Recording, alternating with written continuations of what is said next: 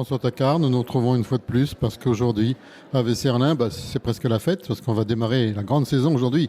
C'est quand même le premier grand jour des touristes. Voilà, effectivement, le dimanche du départ en grandes vacances, c'est aujourd'hui. Et c'est vrai que tout le monde, les campings sont pleins, les gîtes sont pleins, les hôtels sont pleins. Et puis les visiteurs, on les attend donc à Vesserlin dans ce superbe beau parc où on a le château des manufacturiers, les beaux jardins fraîcheurs, ça il faut le dire, parce qu'on a tout un système fraîcheur, mais également maintenant le secteur industriel avec la journée du patrimoine industriel et une mise en valeur particulière de la grande chaufferie, du laboratoire et de la salle de turbines. Donc une visite exceptionnelle aujourd'hui et qui va continuer dans les jours qui viennent pour nos visiteurs, pour découvrir une partie de ce superbe patrimoine industriel qu'on a souvent laissé tomber ailleurs. Et ici, dans la grande chaufferie, c'est plutôt 1950 à 2000, donc les 70 dernières années, qu'on met en valeur avec une exposition très décalée de sportswear, mais qui va très bien dans la grande chaufferie, par une créatrice donc de l'Alsace-Bossu, mais qui travaille à Berlin, une créatrice de mode. Un nouveau circuit dans la grande chaufferie, très très innovant et assez olé olé. Un son et lumière très rigolo pour les enfants et pour les familles, mais aussi pour les sportifs. Et enfin, un passage au labo et à la salle des turbines, où on a préfiguré ce qui sera vraiment ouvert l'année prochaine. C'est ouvert que pour les groupes pour l'instant, pour qu'on ait une visite complète de ce formidable outil industriel qui n'est pas seulement technique et triste, qui chez nous est ludique pour les familles, drôle et surprenant. Voilà. J'ai entendu dire que le bâtiment où nous sommes là a même failli disparaître. Voilà, alors c'est un paradoxe. Quand la communauté commune a repris l'usine en 2003, elle était gigantesque, 80 000 m² de bâtiment. Et au milieu de l'usine qui longeait la Ture, sur presque 1 kilomètre, il y avait cette fameuse grande chaufferie et ce laboratoire, et cette salle des turbines. Et à l'époque, les bâtiments étaient en très très mauvais état, une partie des toitures étaient écroulées, et la commune de l'époque disait mais il faut démolir ça, c'est une vraie verrue pour l'entrée du vieux village. Et comme je ne voulais pas faire d'histoire, mais on avait tellement de choses à faire par ailleurs, j'ai accepté qu'on démolisse la grande chaufferie. On a fait un permis de démolir, visé par la DRAC. On a trouvé des subventions de démolition et on a envisagé de démarrer ces démolitions. Sauf que, comme ce n'était pas urgent, parce qu'il y avait tellement de choses à faire dans le site pour louer des ateliers, on a un peu traîné. Et un jour, un ami est venu me voir en disant « François, mais pourquoi tu fais ça? Tu aimes le patrimoine ?» Sous ces débris écroulés de la toiture, il y a des bijoux. Et alors il m'a emmené, on a fouillé, on a poussé les taux, on a regardé. Et c'est vrai, je me suis dit, mais quand même, c'est pas une très bonne idée de démolir. Et la semaine suivante, au déjeuner qu'on faisait une fois par semaine avec l'architecte qui suivait le projet de rénovation du site, j'ai dit, monsieur Thomasin, il s'appelait Thomasin, admettons qu'au lieu de démolir la chaufferie, comme c'est prévu, pour 400 000 €, on lui met une toiture, on lui met une couche de peinture pour pas qu'elle fasse totalement délabrée, et on sauvegarde aussi la montée du charbon et on met une verrière au-dessus. Donc une verrière nouvelle, une toiture nouvelle et une peinture nouvelle. Il revient la semaine suivante, il me dit, c'est incroyable, c'est 100 000 € de moins. Ça coûte toujours moins cher de sauver que de démolir. Sans compter qu'à l'époque, on avait sous-estimé l'amiante qu'il y avait dans les chaudières. Donc si on avait dû démolir les chaudières, il fallait payer l'enlèvement de l'amiante. Alors que là, on a confiné les chaudières, si vous voulez. C'est dans les règles de l'art. Et donc, on a économisé peut-être 1 million d'euros plutôt que 100 000 €, si vous voulez. Et donc, on a décidé de sauver, mais ça n'a pas été facile parce que les financeurs avaient financé une démolition. Et nous, on voulait sauver avec cet argent. La DRAC avait donné un permis de démolir et tout d'un coup il fallait sauver, c'était bizarre. Et puis des habitants aussi qui disaient mais non, il faut démolir, c'est pas très beau, etc. Il a fallu convaincre tous ses partenaires, ça a pris un peu de temps, quelques mois pour dire mais non quand même c'est du patrimoine, etc. Et finalement tout le monde a accepté et maintenant c'est un des bijoux du parc de Vesserlin.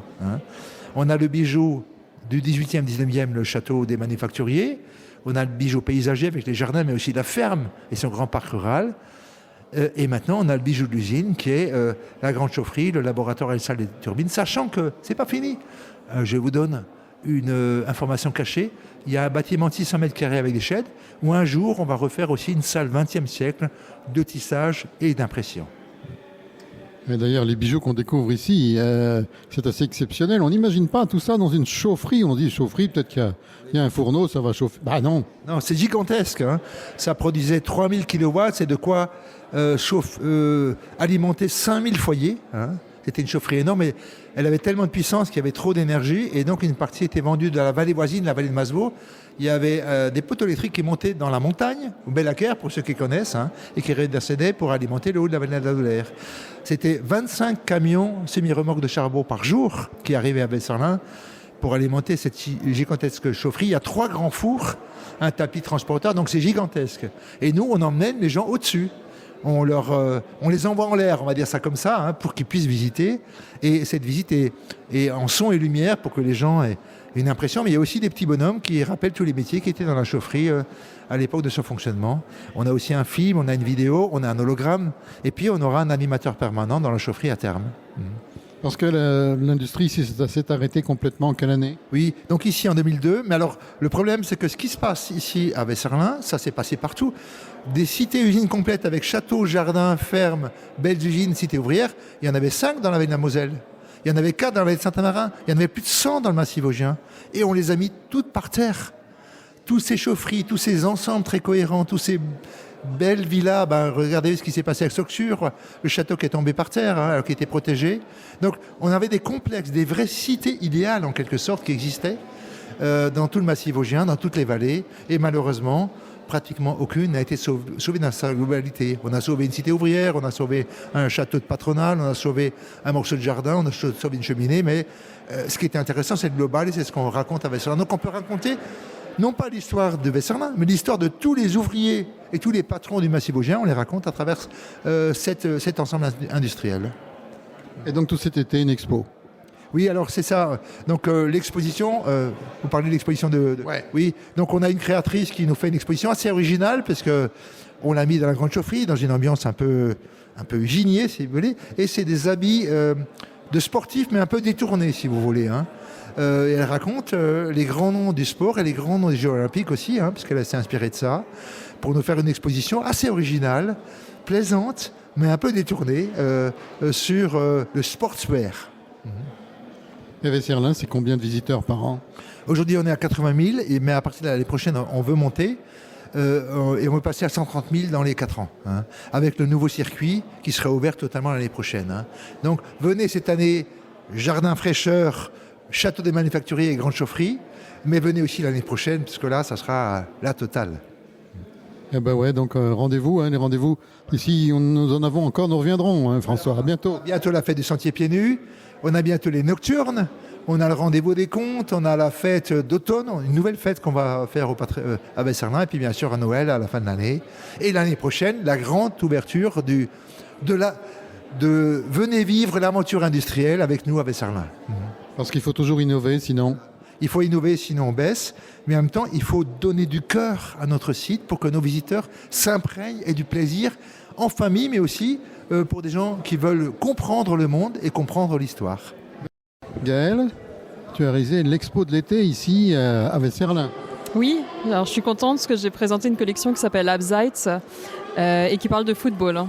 Tout le monde est un peu intéressé par le football amateur et puis on grandit tous avec... moi j'ai grandi avec le football, même si j'en ai pas fait, mais c'est vraiment quelque chose qui était intéressant pour moi à travailler, de parler un peu de mes origines, et c'est pour ça que le football était quelque chose artistiquement et sur la mode intéressant à travailler. Alors justement, c'est quoi tes origines? Donc je viens d'Alsace, je suis originaire d'Alsace-Bossu. Et j'ai un papa qui est lorrain, donc ça a toujours été un peu les grandes discussions du foot à la maison aussi et en famille. Ça représente quoi le foot ici? On y trouve quoi comme tableau? Moi je trouve que c'est intéressant parce que ça parle de société.